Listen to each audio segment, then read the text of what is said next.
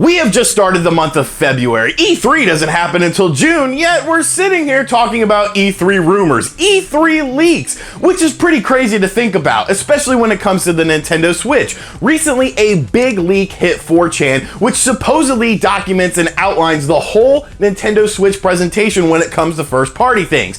RGT 85, you can't talk about 4chan leaks. They're just worthless people just talking about random stuff. But that's not entirely true, actually. About 2 weeks before Nintendo's initial unveiling of the Nintendo Switch, that big presentation in Japan, I had one of my sources send me a screenshot of a leak on 4chan, and they told me, don't be surprised if this comes to be true. And they said all sorts of crazy stuff like Ultra Street Fighter 2, Super Bomberman R, and I was like, okay, you know, this is obviously just made up. It's literally like it's pandering to me, but every single thing on that 4chan leak ended up coming true. It was the exact presentation that Nintendo did in Japan for the Nintendo Switch. So I'm not as quick to write off certain things like some people are. And this rumor has been making its rounds all over the internet. So I thought it would be fun to actually look at what the leak proposes. Look and see what things are supposedly going to be unveiled for the Nintendo Switch at E3 and see how much credence there is with it. See how much I actually believe what this person is saying.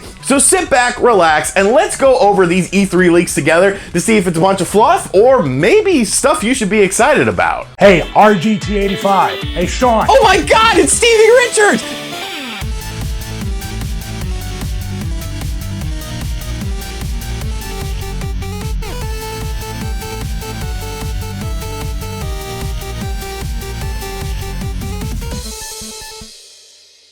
So like I said, of course this is just a rumor, it could just be made up, but after looking at the list, I actually had a few interesting things I wanted to discuss with you guys. So the whole post starts out with a little information about who this person is. Hi guys, today I'm working the setup for E3 2018 at Los Angeles, and I already received installation instructions for Nintendo for the physical stands for their console and software for E3 2018. I don't know the exact name of the games. I can tell you that there will be no Nintendo 3DS games for E3 that are new. There will only be Nintendo Switch games. Here's what we have, first party only for the moment. Now that sort of falls in line to what I expect. I don't expect to see a whole bunch of new Nintendo 3DS stuff from Nintendo. I think third party companies and a lot of like JRPGs and stuff will still be coming to the 3DS, but I don't really expect Nintendo to be like, hey, here's the 3DS that you guys want to sort of go away because it's been around for 7 years now. So I sort of can believe that. I sort of can believe that Nintendo isn't going to be rolling out things for the 3DS. So let's go ahead and look at the list together, go over the information one by one, and see what I think about it. The first thing discussed is Metroid Prime 4, and we got a little teaser at last E3 saying that Metroid Prime 4 was in development for the Nintendo Switch, and that's obviously a title that I think a lot of Switch owners are looking forward to. Maybe not people outside of Switch owners, but Switch owners will probably be looking forward to Metroid Prime 4. It definitely falls in line with something I can expect to see at E3, you know, some sort of gameplay, maybe some features about the game, a potential release window or something.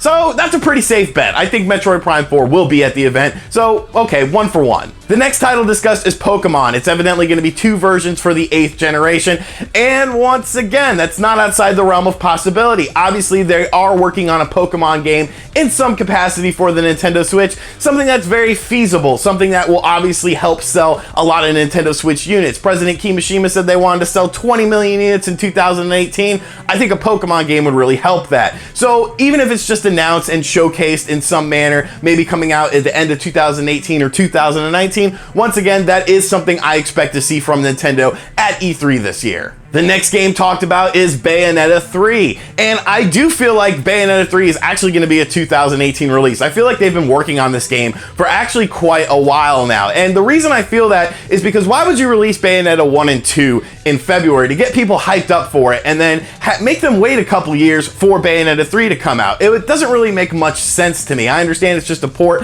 of Bayonetta 1 and 2, which were available on the Wii U, but it doesn't make sense to get people hyped about it and then they just kind of forget about it, and then a year or two down the road you're like, hey, Bayonetta 3 is coming. So Bayonetta 3 I think will be a fall release for the Nintendo Switch. So once again, another safe bet, and that's sort of the thing I'm getting with this so far. A lot of safe bets, but let's look on and see if there's anything else a little bit more interesting. The next game talked about is Pikmin 4, and honestly, I can't say much about the Pikmin series. I've dabbled in it, but I've never really gotten emotionally invested in it. It's not a series that I'm really that interested in. Now, they have said, Shigeru Miyamoto has said that they are working on another Pikmin. It definitely makes sense to be coming to the Nintendo Switch because that's Nintendo's flagship platform right now. So I do expect to see Pikmin 4 as well, and maybe a release window, maybe a fall time release window, or maybe even a summertime release window for that. Obviously, that game's probably been in development for quite a while, much like Bayonetta 3, so Pikmin 4, another safe bet. The next game discussed is a bit of a more interesting title, The Legend of Zelda Skyward Sword HD, an HD remaster of the Wii version. Now, people have been rumoring about this, that there is sort of an HD Zelda that's been in development based on an older Zelda, and honestly, Skyward Sword is the perfect game for that. Coming out at the tail end of the Wii, Skyward Sword was an interesting game, but it's actually the only mainline Zelda game I never finished. For whatever reason, I never could get into the controls of the game with the Wiimote Plus. They worked, but I just wanted a more traditional Zelda control experience. And I think Skyward Sword had a really good art style, but it was sort of muffled by just the power of the Wii. It wasn't that strong of a system, so there was only so much what they could do. With the Nintendo Switch, you could really make those colors pop, really make those environments pop, and I think a lot of people would enjoy Skyward Sword on the Nintendo Switch. It'll be interesting to see how they, fix the controls for the game. I'm not saying that the controls were broken, but obviously you would have to switch from a more motion control based platform to a more standard controller platform. So that would be pretty interesting to see, and I do hope that this is real. The next item up is even more interesting. Super Mario Maker 2. Not a port of the Wii U version, but a whole new one.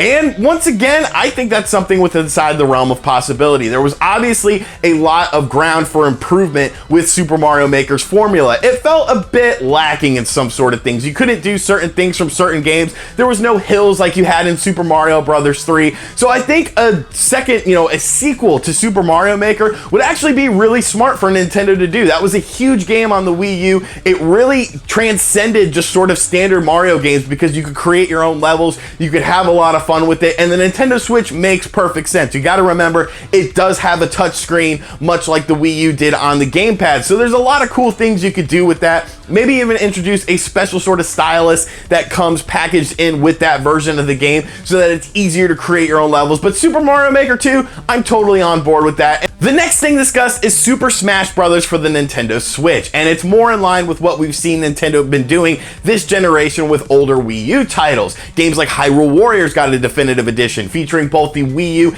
and the 3DS content of the game. Mario Kart 8 Deluxe obviously featured all of the DLC from Mario Kart 8 plus a brand new battle mode, and that's pretty much what they're saying Super Smash Bros. For the Nintendo Switch is going to be. It's going to have all the content from the 3DS version, from the Wii U version, even some additional content, and of course all of the DLC characters available in this version of the game, and that would be tremendously popular. I think a lot of people would pick this up as it would be a definitive version of Super Smash Bros. On the go, and it would just be cool to have it on the Nintendo Switch. Obviously, Super Smash Bros. Is a huge franchise that a lot of people want to see, and I don't really feel like we're due for a new Smash game quite yet. I think that's something that Nintendo needs to hold in their back pocket for the Nintendo Switch as far as a whole new experience built from the ground up. But I do think a definitive edition with some new additional content would be hugely successful for Nintendo, so it sort of makes sense. The next two games are actually pretty interesting. The first one discussed is Luigi's Mansion 3. Now, Luigi's Mansion was seen, of course, on the GameCube and the Nintendo 3DS, but we have not seen anything from Luigi's Mansion lately, and that's actually a really good franchise. It's actually a franchise I really enjoy. It's sort of a bit darker than your traditional Mario game, and I think Luigi is the perfect character for that, and I think the Nintendo Switch is a very viable platform for Luigi's Mansion 3.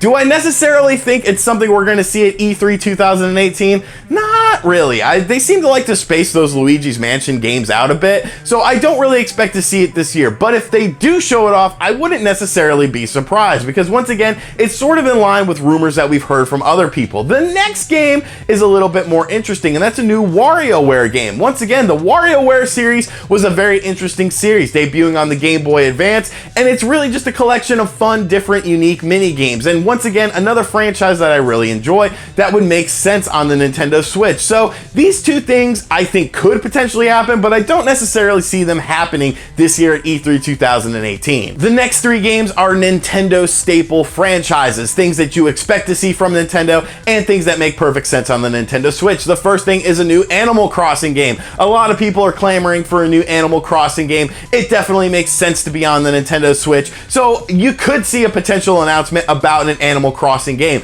Obviously, they sort of tested the waters with the Animal Crossing mobile game. That was somewhat successful, so I think you could see a Nintendo Switch version of Animal Crossing unveiled at E3 2018. The next two games are already pretty much confirmed as in development, and one game we've actually seen a lot of gameplay footage of, those being Fire Emblem and Yoshi. Now, Fire Emblem, of course, is obviously being worked on for the Nintendo Switch. They've already confirmed that that's already in development, so E3 is a good time to showcase that game. Same thing with Yoshi. We actually saw Yoshi at last year's E3 2017 presentation, so that's a game I expect to come out in 2018. Obviously, Nintendo has already confirmed that it's coming out in 2018. They just haven't really released a window of when. I could see that being a late summer release for the Nintendo Switch, so once again, definitely inside the realm of possibility. Now, the final game is probably the most curious of the entire list. The one thing that sort of deviates from the safety of this list, because I'm going to be honest with you guys, this list is very, very safe. And that sort of leads me to believe that maybe not everything is entirely true, because Nintendo really hasn't been playing it safe with the Nintendo Switch so far. There's been some really interesting announcements from Nintendo when it comes to the Nintendo Switch.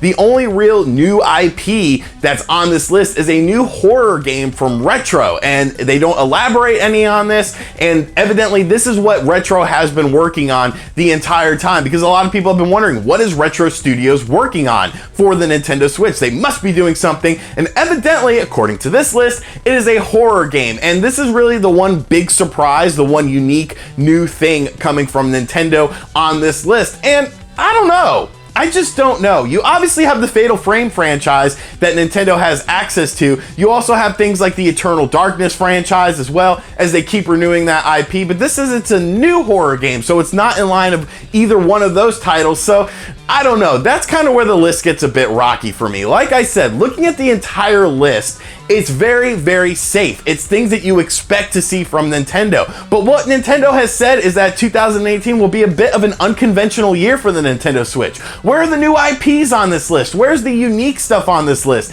It is a very safe list. So what do I think about this list? Honestly, it's very safe. It's sort of making a bunch of claims that games that I could expect to see. Games that if something happened and Nintendo was like, hey, here's Luigi's Mansion 3, here's a new Super Smash Bros. With everything included, here's a Skyward Sword HD remake, I wouldn't be surprised by any of this. It's things that have been rumored for a long time. The only surprise on this list is a horror game from Retro, and that just doesn't fall in line with what I see happening. So do I think this list is true? Do I think there's some credence to this list? Possibly, but I don't necessarily think this is what we will see at E3 2018 from Nintendo. I just wanted to sort of discuss this though, because a lot of these things are very popular rumors, or a lot of things that people are expecting, and I think you should expect these games to come, but maybe just not on the E3 2018 stage. Maybe these games will be sort of a direct sort of thing that you can expect to see, but I could end up being completely wrong. This list could end up being 100% spot on, much like that list from last year was before Nintendo's Switch presentation, unveiling the system and showing all these crazy games. So it'll be very interesting to see. I just wanted to go over this list with you guys though. Some of you guys were asking me on social media about it, if I was going to cover it, so I said, why not? Thank you for checking out this video though. Let me know in the comments section down below what you think of this leak, if you expect to see any of these games happen, if you're anticipating any of these games happen, or if you think this whole list is fluff. And thank you for checking out this video. As always, be sure to hit that like button, share this video around with your friends, leave me your thoughts in the comments section down below. Check out all the links in the description box. We got social medias, we got t-shirts, we got Patreon, we got all sorts of fun stuff, and I will catch you guys on the next video. Later. RGT 85, RGT 85.